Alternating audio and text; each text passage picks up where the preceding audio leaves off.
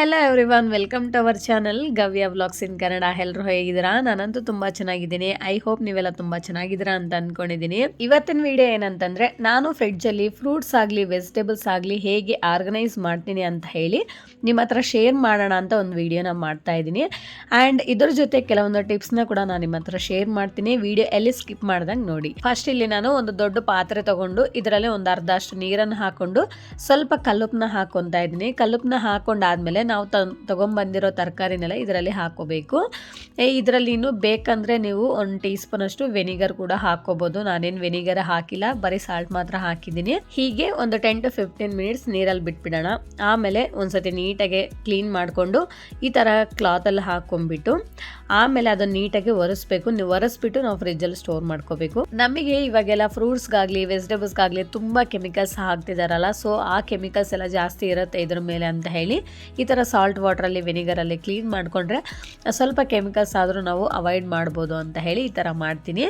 And ಇವಾಗ storage box ಒಳಗಡೆ ಹಾಕೊಂಡ್ಬಿಟ್ಟು fill ಮಾಡ್ಕೊತೀನಿ. ಆಮೇಲೆ ಈ ಸ್ಟೋರೇಜ್ ಬಾಕ್ಸ್ ಕೆಳಗಡೆ ಈ ಥರ ಟಿಶ್ಯೂ ಹಾಕ್ಬಿಟ್ಟು ತರಕಾರಿ ಹಾಕಬೇಕು. ಟಿಶ್ಯೂ ಏನಕ್ಕೆ ಹಾಕಬೇಕು ಅಂದರೆ ನಮಗೆ ವಾಟರ್ ಮಾಯ್ಚರ್ ಅನ್ನೋದು ಇರುತ್ತಲ್ಲ ಫ್ರಿಜ್ಜಲ್ಲಿ ನಾವು ಸ್ಟೋರ್ ಮಾಡಿದಾಗ ಈ ಬಾಕ್ಸ್ ಒಳಗಡೆ ನೀರೆಲ್ಲ ಬರ್ತಾ ಇರುತ್ತೆ. ಸೊ ಆ ನೀರೆಲ್ಲ ಟಿಶ್ಯೂನೆಲ್ಲ ಅಬ್ಸರ್ವ್ ಮಾಡಿಕೊಂಡು ನಮಗೆ ತರಕಾರಿನ ಬೇಗ ಹಾಳಾಗೋಕ್ಕೆ ಬಿಡೋದಿಲ್ಲ. ಸೊ ಹಾಗೆ ಟಿಶ್ಯೂ ಇಲ್ಲ ಅಂತಂದರೆ ಬೇಕಿದ್ರೆ ನಾವು ನ್ಯೂಸ್ ಪೇಪರ್ ಆದರೂ ಹಾಕ್ಕೋಬೋದು. ಸೊ ಇವಾಗ ಎಲ್ಲ ತರಕಾರೀಸ್ನ ಈ ಥರ ಹಾಕಿ ಬಾಕ್ಸಲ್ಲಿ ಹಾಕಿ ಫಿಲ್ ಮಾಡ್ಕೊತಾ ಇದ್ದೀನಿ. ಈ ಬಾಕ್ಸಸ್ನ ನಾನು ಫ್ಲಿಪ್ಕಾರ್ಟಲ್ಲಿ ಆರ್ಡರ್ ಮಾಡಿದ್ದೆ. 10 ಪೀಸಸ್ಗೆ 380 ರುಪೀಸ್ ಆಯಿತು. ತುಂಬ ಚೆನ್ನಾಗಿದೆ ಕ್ವಾಲಿಟಿ. ನಿಮ್ಗೇನಾದರೂ ಬೇಕು ಅಂತಂದರೆ ನಾನು ಲಿಂಕ್ನ ಡಿಸ್ಕ್ರಿಪ್ಷನ್ ಬಾಕ್ಸಲ್ಲಿ ಪ್ರೊವೈಡ್ ಮಾಡಿರ್ತೀನಿ, ಒಂದ್ಸಲ ಚೆಕ್ ಮಾಡಿ. ಆಮೇಲೆ ಹಸಿಮೆಣಸಿನ್ಕಾಯಿನೆಲ್ಲ ಒಂದರಲ್ಲಿ ಹಾಕ್ಕೊತಾ ಇದ್ದೀನಿ. ಇಲ್ಲೊಂದು ಟಿಪ್ ಹೇಳ್ತೀನಿ. ಹಸಿಮೆಣಸಿನ್ಕಾಯಿಗೆ ಅದು ಕಾಡೆಲ್ಲ ಇರುತ್ತಲ್ಲ ಅದನ್ನೆಲ್ಲ ತೆಗೆದ್ಬಿಟ್ಟು ನಾವು ಸ್ಟೋರ್ ಮಾಡಿಕೊಂಡ್ರೆ ಬೇಗ ಹಾಳಾಗೋದಿಲ್ಲ. ಹಸಿಮೆಣಸಿನ್ಕಾಯಿ ತುಂಬ ಚೆನ್ನಾಗಿರುತ್ತೆ. ಆಮೇಲೆ ಬೆಂಡೆಕಾಯಿ ಕ್ವಾಂಟಿಟಿ ಸ್ವಲ್ಪ ಜಾಸ್ತಿ ಇದೆ, ಸೊ ಹಾಗೆ ಕವರಲ್ಲೇ ಎತ್ತಿಟ್ಕೊತಾ ಇದ್ದೀನಿ, ಇನ್ನು ಬಾಕ್ಸಲ್ಲೆಲ್ಲ ಹಾಕಿಡೋಕ್ಕಾಗಲ್ಲ ಅಂತ ಹೇಳಿ. ಆಮೇಲೆ ಲೆಮನ್ ಕೂಡ ಎಲ್ಲ ಬಾಕ್ಸಲ್ಲಿ ಹಾಕಿ ಇಟ್ಟಿದ್ದೀನಿ. ಲೆಮನ್ ಅಂತೂ ಬೇಗ ಹಾಳಾಗೋದಿಲ್ಲ, ಬಾಕ್ಸಲ್ಲಿ ಹಾಕಿಟ್ಕೊಂಡ್ರೆ ತುಂಬ ಚೆನ್ನಾಗಿರುತ್ತೆ. ಆ್ಯಂಡ್ ಕರಿಬೇವು ಕೂಡ ನೀಟಾಗಿ ಕ್ಲೀನ್ ಮಾಡಿಕೊಂಡು ಒರೆಸ್ಬಿಟ್ಟು ಆಮೇಲೆ ಕವರಲ್ಲಿ ಹಾಕಿ ಎತ್ತಿಟ್ಕೊತಾ ಇದ್ದೀನಿ. ಕರಿಬೇವು ಕೂಡ ತುಂಬ ಜಾಸ್ತಿ ಇದೆ, ಇನ್ನು ಅದು ಬಾಕ್ಸಲ್ಲಿ ಇಡೋಕ್ಕಾಗಲ್ಲ ಅಂತ ಹೇಳಿ ಹಿಂಗೆ ಮಾಡ್ತಾಯಿದ್ದೀನಿ. ಕೆಲವೊಂದು ಐಟಮ್ಸ್ಗೆ ಎಲ್ಲ ಸ್ಟೋರೇಜ್ ಬಾಕ್ಸಸ್ ಇಟ್ಕೋಬೇಕಂದ್ರೆ ಫ್ರಿಡ್ಜಲ್ಲಂತೂ ಜಾಗನೇ ಸಾಲೋದಿಲ್ಲ. ಸೊ ಹಾಗೆ ಇನ್ನು ಬೀಟ್ರೂಟು, ಸೌತೆಕಾಯಿ ಅದನ್ನೆಲ್ಲ ಕೂಡ ನಾನು ಹಾಗೆ ಕವರಲ್ಲೇ ಎತ್ತಿಟ್ಕೊತೀನಿ. ಆ್ಯಂಡ್ ಟೊಮೊಟೊ ಕೂಡ ಹಾಗೆ ಕವರಲ್ಲೇ ಎತ್ತಿಟ್ಕೊತೀನಿ. ಇನ್ನು ಸೊಪ್ಪೆಲ್ಲ ಕ್ಲೀನ್ ಮಾಡ್ಕೋಬೇಕು, ಲೈಕ್ ಅದೆಲ್ಲ ಸೋಸ್ಕೋಬೇಕು ಸೊಪ್ಪೆಲ್ಲ. Very good girl Gavya, very very bad girl ಗವ್ಯ.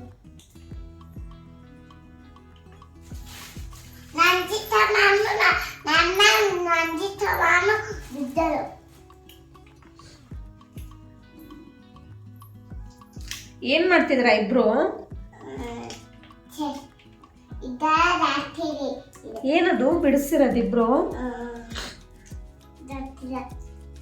ಗೊತ್ತಿಲ್ವಾ? ಬಟಾಣಿ. ಅದು ಏನದು? ಬಟಾಣಿ ಬಿಡಿಸ್ತಿದ್ದೀರಾ? Very good. ಮಮ್ಮಿಗೆ ಹೆಲ್ಪ್ ಮಾಡಿಕೊಡ್ತೀರಾ? ನೋಡಿ ನಮ್ಮ ಮಕ್ಕಳು ಅದು ಗ್ರೀನ್ ಪೀಸ್ ಅಂತ ಹೇಳ್ತೀವಲ್ಲ ಬಟಾಣಿ, ಅದನ್ನು ತೊಗೊಂಬಂದಿದೆ. ಸೊ ಅದನ್ನು ಬಿಡಿಸ್ತಿದ್ದಾರೆ. ಆ್ಯಕ್ಚುಲಿ ಯಾವಾಗ ಬಟಾಣಿ ತಂದರೂ ಕೂಡ ಮಕ್ಕಳೇನೆ ಬಿಡಿಸ್ಕೊಡೋದು ನನಗೆ, ಅಂದರೆ ಅದನ್ನು ಬಿಡಿಸೋಕ್ಕೆ ಅವ್ರಿಗೊಂಥರ ಚೆನ್ನಾಗಿರುತ್ತೆ. ಸೊ ಹಾಗೆ ಫುಲ್ ಕಾಂಪಿಟೇಷನ್ ಇಟ್ಕೊಂಡಿದ್ದಾರೆ ನೋಡಿ, ನಾನು ಫಸ್ಟ್ ಅಂತ ಹೇಳಿ. Okay, good girls. ಕೂಡ 3 ಜನ ಬ್ಯುಸಿ ಆಗಿದ್ದೀವಿ. ಸೊ ನಾನಂತೂ ಸೊಪ್ಪೆಲ್ಲ ಬಿಡಿಸ್ಕೊತೀನಿ. ಸೊ ಈ ಥರ ಎಲ್ಲ ಮುಂಚೆನೇ ಬಿಡಿಸಿಟ್ಕೊಂಡ್ಬಿಟ್ರೆ ಸೊ ಟೆನ್ಷನ್ ಇರಲ್ಲ, ಬೇಗ ಮಾಡ್ಕೊಂಡ್ಬಿಡ್ಬೋದು. ಸೊ ಹಾಗೆ ನಾನು ಯಾವಾಗ್ಲೂ ಎಲ್ಲನೂ ನೀಟಾಗಿ ಸೋಸ್ಬಿಟ್ಟು ಸೊಪ್ಪೆಲ್ಲ ಎತ್ತಿಟ್ಕೊಂಡ್ಬಿಡ್ತೀನಿ. ಆಮೇಲೆ 1 ವೀಕ್ ಆದರೂ ಕೂಡ ಹಾಗೆ ಫ್ರೆಶ್ ಆಗೇ ಇರುತ್ತೆ. ಸೊ ಹಾಗೆ ಆ್ಯಂಡ್ ಸೊಪ್ಪೆಲ್ಲ ಆದಷ್ಟು ಬೇಗ ಖಾಲಿನೇ ಮಾಡಿಬಿಡ್ತೀವಿ. ಫಸ್ಟ್ ಅಂತೂ ನಾನು ಸೊಪ್ಪೆ ಖಾಲಿ ಮಾಡಿಬಿಡ್ತೀನಿ, ಆಮೇಲೆ ಮಿಕ್ಕಿದ ತರಕಾರಿ ಎಲ್ಲ ನಿಧಾನ ಖಾಲಿ ಮಾಡ್ಕೊತೀನಿ. ಇದು ಪಾಲಕು ಮೆಂತ್ಯ ಇದೆ ಅಂದರೆ ಇನ್ನು ಇವತ್ತು ನಾಳೆ ನಾಡಿದ್ದು ಒಂದು 3-4 ಡೇಸಲ್ಲಿ ಖಾಲಿ ಆಗಿಬಿಡುತ್ತೆ. ಇನ್ನು ಬೇರೆ ತರಕಾರಿ ಇರೋದೆಲ್ಲ ಬೇರೆ ದಿನ ಮಾಡ್ಕೊತೀನಿ. ಯಾಕಂದರೆ ಮತ್ತೆ ಸೊಪ್ಪು ಕೂಡ ಜಾಸ್ತಿ ದಿನ ಸ್ಟೋರ್ ಮಾಡಿ ತಿನ್ನಬಾರ್ದು ಅಂತ ಹೇಳ್ಬಿಟ್ಟು ಇನ್ನು ಆ ಥರ ಮಾಡ್ಕೊತೀನಿ. ಸೊ ನಮ್ಮ ಮಕ್ಳು ಇವತ್ತು ನಿದ್ದೆ ಬಂದಿಲ್ಲ, ಮಲಗಿಲ್ಲ. ಇನ್ನು ಅದೇನು ಗೊತ್ತಾ, ಮಧ್ಯಾಹ್ನ ಮಲಗಿಸ್ಬಿಟ್ರೆ ಮತ್ತೆ ರಾತ್ರಿ ಬೇಗ ಮಲಗಲ್ಲ. ರಾತ್ರಿಗೆ ಲೇಟ್ ಆಯಿತು ಮಲಗೋದಂದ್ರೆ ಬೆಳಗ್ಗೆ ಬೇಗ ಎದ್ದಾಳಲ್ಲ. ಸೊ ಹಾಗೆ ಇನ್ನು ಇವತ್ತು ಸುಮ್ಮನೆ ಬಿಟ್ಟಿದ್ದೀನಿ.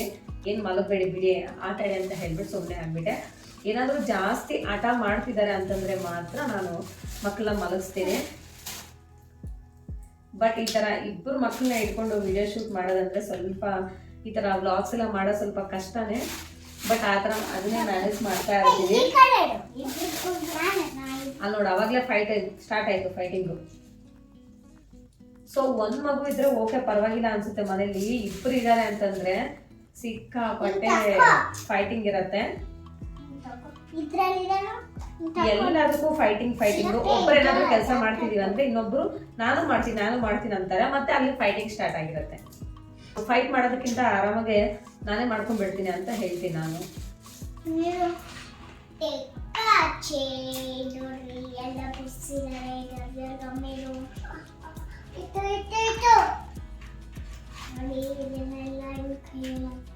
ಅದನ್ನೆಲ್ಲ ಮತ್ತೆ ಚೆಲ್ಬೇಡಿ ಆಯ್ತಾ. ಎತ್ತಿಡಿನ ಒಂದು ಬಾಕ್ಸ್ ತಗೊಳ್ಳಿ. ಬಾಕ್ಸ್ ತಗೊಂಡು ಎತ್ತಿಡಿ.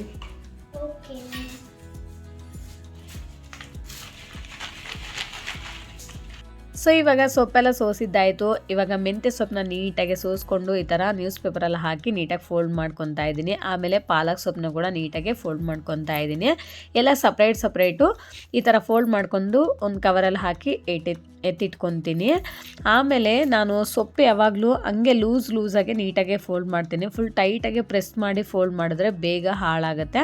ಆಮೇಲೆ ಪುದೀನ ಅದು ಕಾಡು ಹಾಗೆ ಎತ್ತಿಟ್ಕೊತೀನಿ. ಅಂದರೆ ಸ್ವಲ್ಪ ಕೆಳಗಡೆ ಏನಾದರೂ ಕೊಳ್ತೋಗಿರೋದು ಇದ್ದರೆ ಅದನ್ನೆಲ್ಲ ನೀಟಾಗಿ ಕ್ಲೀನ್ ಮಾಡಿಕೊಂಡು ಹಾಗೆ ನ್ಯೂಸ್ ಪೇಪರೆಲ್ಲ ಹಾಕಿ ಎತ್ತಿಟ್ಕೊತೀನಿ. ಕೊತ್ತಂಬರಿ ಕೂಡ ಸೇಮ್ ಅದೇ ಥರನೇ ನೀಟಾಗಿ ಕ್ಲೀನ್ ಮಾಡ್ಕೊಂಡು ಎತ್ತಿಟ್ಕೊತೀನಿ.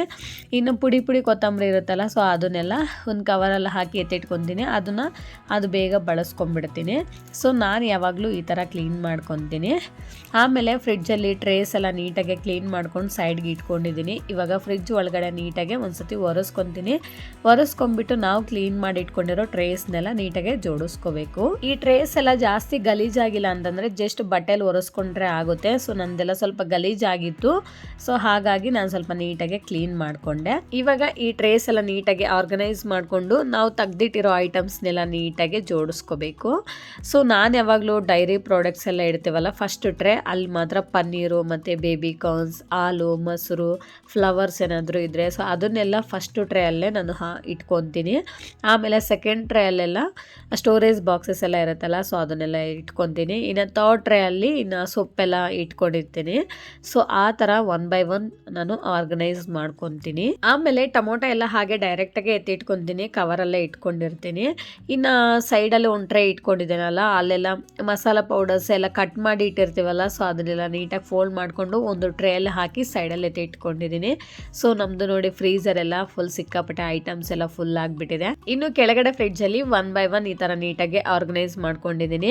ಗ್ರೀನ್ ಬಟನ್ ಇರುತ್ತಲ್ಲ, ಸೊ ಅದನ್ನು ಈ ಥರ ಕಂಟೈನರಲ್ಲಿ ಹಾಕ್ಬಿಟ್ಟು ಈ ಥರ ಫ್ರಿಡ್ಜಲ್ಲಿ ಇಟ್ಕೊಂಡ್ರೆ ತುಂಬ ದಿನ ಇರುತ್ತೆ, ಬೇಗ ಹಾಳಾಗೋದಿಲ್ಲ. ಇಲ್ಲಿ ನಾನು ನಿಮಗೆ ಒಂದು ಟಿಪ್ ಹೇಳ್ತೀನಿ ಏನಂತಂದರೆ, ಸೊ ನಮಗೆ ಅಡುಗೆ ಸೋಡಾ ಇರುತ್ತಲ್ಲ, ಬೇಕಿಂಗ್ ಸೋಡಾ, ಅದನ್ನು ಈ ಥರ ಒಂದು ಡಬ್ಬಾಲೆ ಹಾಕೊಂಡ್ಬಿಟ್ಟು ಮೇಲ್ಗಡೆ ಹೋಲ್ಸ್ ಇರಬೇಕು. ಹೋಲ್ಸ್ ಇಲ್ಲ ಅಂತಂದರೆ, ಹೋಲ್ಸ್ ಇಲ್ದಿರೋ ಕ್ಯಾಪ್ ಇದ್ದರೆ ಅದನ್ನು ಹೋಲ್ಸ್ ಮಾಡಿಕೊಂಡು ಸ್ವಲ್ಪ ಬೇಕಿಂಗ್ ಸೋಡಾ ಹಾಕಿ ಈ ಥರ ಫ್ರಿಡ್ಜ್ ಕಾರ್ನರಲ್ಲಿ ಇಟ್ಕೊಂಡ್ರೆ ನಮಗೆ ಯಾವುದೇ ಥರ ಫ್ರಿಡ್ಜ್ ಅನ್ನೋದು ಸ್ಮೆಲ್ ಬರಲ್ಲ. ಆಮೇಲೆ ಇನ್ನೊಂದು ಟಿಪ್ ಏನಂತಂದರೆ, ನಮ್ಗೆ ಇಲ್ಲಿ ಲೈಟಿಂಗ್ ಬರ್ತಾ ಇರುತ್ತಲ್ಲ, ಸೊ ಅಲ್ಲಿ ಏರ್ ಗ್ಯಾಪ್ಸ್ ಅಂತ ಇರುತ್ತೆ. ಸೊ ಆ ಗ್ಯಾಪ್ಸ್ನ ನಾವು ಫಿಲ್ ಮಾಡಿದ್ರೆ ನಮಗೆ ಯಾವುದೇ ಕಾರಣಕ್ಕೂ ಏರ್ ಪಾಸ್ ಆಗ್ದಂಗೆ ನಮಗೆ ಫ್ರಿಡ್ಜ್ ಕೂಡ ಬೇಗ ಹಾಳಾಗುತ್ತೆ. ಆ್ಯಂಡ್ ಐಟಮ್ಸ್ನ ಅದ್ರ ಹತ್ರ ಮಾತ್ರ ಇಡಬಾರ್ದು, ಇಟ್ಟರೆ ಐಟಮ್ಸ್ ಕೂಡ ಬೇಗ ಹಾಳಾಗ್ಬಿಡುತ್ತೆ. ಆ್ಯಂಡ್ ನೆಕ್ಸ್ಟ್ ಟಿಪ್, ನಮಗೆ ಡೋರಲ್ಲಿ ತುಂಬ ವೆಯ್ಟ್ ಇರೋ ಐಟಮ್ಸ್ನ ಮಾತ್ರ ಇಡಬಾರ್ದು. ಯಾಕೆ ಅಂತಂದರೆ ಡೋರ್ ಸುತ್ತು ನಮಗೆ ಒಂದು ರಬ್ಬರ್ ಇರುತ್ತೆ. ಸೊ ಆ ರಬ್ಬರು ನಮಗೆ ಫ್ರಿಡ್ಜ್ಗೆ ಅಂಟ್ಕೊಳ್ಳುತ್ತಲ್ಲ ಕ್ಲೋಸ್ ಮಾಡಬೇಕಾದ್ರೆ. ಸೊ ವೆಯ್ಟ್ ಇರೋ ಐಟಮ್ಸ್ನ ಇಟ್ಟಿದಾಗ ಅದು ರಬ್ಬರ್ ಬೇಗ ಹಾಳಾಗಿ ಫ್ರಿಡ್ಜ್ ಕೂಡ ಬೇಗ ಹಾಳಾಗುತ್ತೆ. ಸೊ ನಿಮಗೆ ವಿಡಿಯೋ ಇಷ್ಟ ಆಯಿತು ಅನಿಸುತ್ತೆ. ಇಷ್ಟ ಆಗಿದ್ರೆ ಪ್ಲೀಸ್ ಒಂದು ಲೈಕ್ ಮಾಡಿ, ಶೇರ್ ಮಾಡಿ, ವಿಡಿಯೋ ಹೇಗಿದೆ ಅಂತ ಒಂದು ಕಾಮೆಂಟ್ ಮಾಡಿ. ಆ್ಯಂಡ್ ದಯವಿಟ್ಟು ಸಬ್ಸ್ಕ್ರೈಬ್ ಮಾಡ್ಕೊಳ್ಳೋದನ್ನು ಮಾತ್ರ ಮರಿಬೇಡಿ. ಪ್ಲೀಸ್ ಸಬ್ಸ್ಕ್ರೈಬ್ ಮಾಡಿಕೊಂಡು ವೀಡಿಯೋಸ್ನ ನೋಡಿ ನಾನು ಕೂಡ ಸಪೋರ್ಟ್ ಮಾಡಿ. Okay, thank you for watching. See you in the next vlog. Okay, bye, take care.